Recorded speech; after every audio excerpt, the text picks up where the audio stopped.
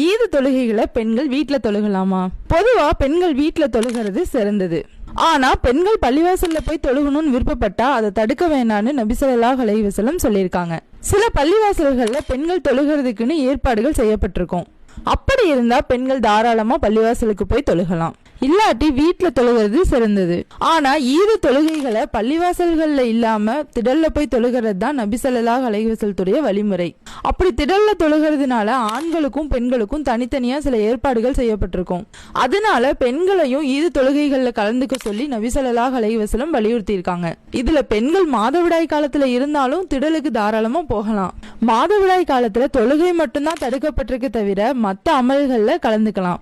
பெண்கள் திடலுக்கு போறதுனால தக்பீர் சொல்லலாம், பயான் கேட்கலாம், துவா செய்யலாம், மற்ற சகோதரிகளோடு ஈது வாழ்த்துக்களை பரிமாறிக்கலாம்.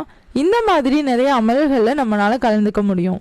ஸோ இந்த அமல்கள் எல்லாத்தையும் மிஸ் பண்ணாம பெண்கள் நம்ம எல்லாருமே திடலுக்கு போய் ஈது தொழுகையில கலந்து கொள்வோம் இன்ஷா அல்லாஹ்.